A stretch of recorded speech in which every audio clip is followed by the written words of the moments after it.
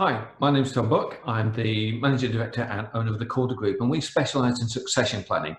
And today I want to show you the kind of work we do and the benefits it can bring, particularly when we have clients who have no inheritance tax due on their estate. And we'll quite often ask, well, why go to the extra expense? Why the extra work? Why don't I just pass everything on to my children? Well, this is the work we do on a day-to-day basis, and hopefully you can see the benefits that might apply in your own circumstance. So let's start. Here is the family. We have Mrs. A, who is in her 90s and the matriarch of the family, her daughter, who is married to Mr. B, and they have a son who is in his 30s, young family, just starting out in life. Mr. and Mrs. B just hit retirement, beginning to plan the next phase of their life and enjoy their later years together.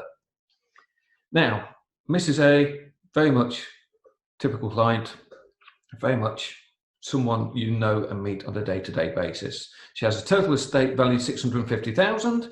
Her husband sadly passed away 5 years ago, and even sadder for the family, Mrs. A herself passed away 6 months ago. Again, probate has been obtained, the will has been actioned.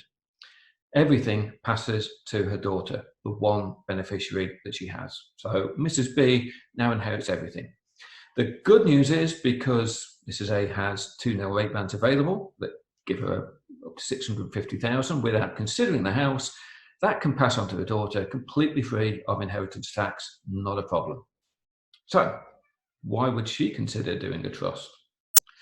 Well, let's take a look at her daughter and her husband. So Mr. and Mrs. B, again, they've done well in life, they've worked hard, and they have an estate valued at around $700,000, of which $450,000 is property, and that's important, and I'll show you why in a moment. Now, they have decided that from the inheritance from Mrs. B's mother, they want to give their son £100,000. He's young, money's tight, wants to gift him some money to clear the mortgage, clear some debts, have a bit of cash, and they want to see their grandchildren looked after. The rest, they want to use themselves to enjoy their later years and enjoy the next phase of their life. Do some traveling, do what they want to do, and not have to worry about writing checks. Again, for Mr. and Mrs. B, on their estate before the death of their mother, there's no inheritance tax. They've got the $650,000 from 2 no rate bands, and they can claim part of the main residence allowance, which gives them up to £1 million total. So again, $700,000, no inheritance tax. No benefit, surely, from any kind of trust planning. Well, the bad news is that when Mrs. A died, with Mrs. B being the only beneficiary, their estate is now worth $1.35 million. I know, strange for me to say that's the bad news, but trust me on this. They then want to make the gift to their son. Well, that £100,000 comes from their estate. That means they have to live 7 years because it's a potentially exempt transfer or a pet. And if they both pass away in that 7 years, then it's back into the pot and HMRC can do some tax calculations on them. Even worse, HMRC are now a beneficiary of their estate. They've gone from $700,000 to almost double, which means when you take their £1 million total allowances into account, providing they qualify, the estate needs to pay £140,000.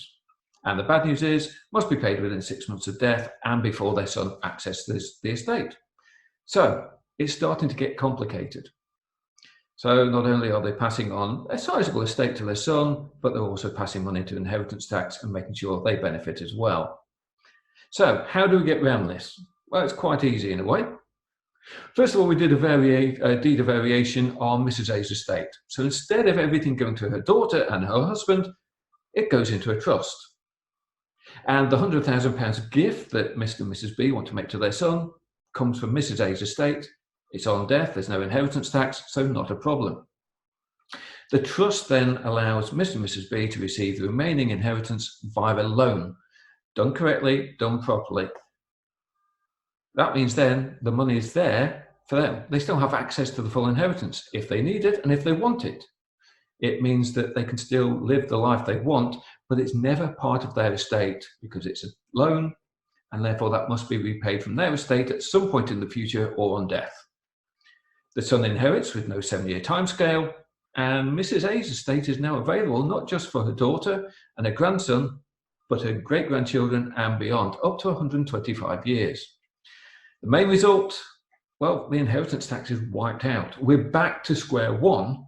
No inheritance tax on what looks from the outside a very simple, fairly normal estate value. The other gifts that Mrs. A has made to the family is she's protecting the assets. So if her daughter loses her husband, the new husband, should she meet one, and believe it or not, the stats still say that those at the topper end, those in their 60s, are remarrying more often. Well, it means the new fellow on the block, or even the new lady on the block from Mr. B, cannot gain some of inheritance, and it disappears down their family line. Should the son get divorced in the future, again, it's all protected. So when he inherits, he can keep it within the trust, and we do a trust for Mr. and Mrs. B as well. So it's never part of his estate. So should he get divorced, again, that inheritance tax, that wealth for the family is protected.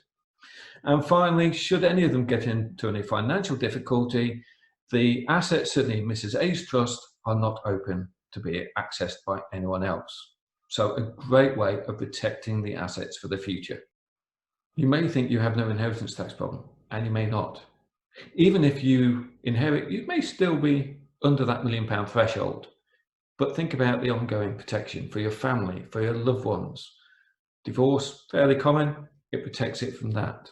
Getting into financial difficulties protects it for that, but it's still available for them all to enjoy.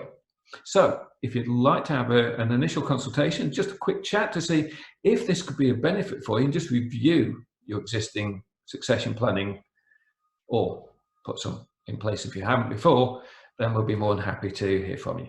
Hope you enjoyed the video, and I look forward to speaking to you soon.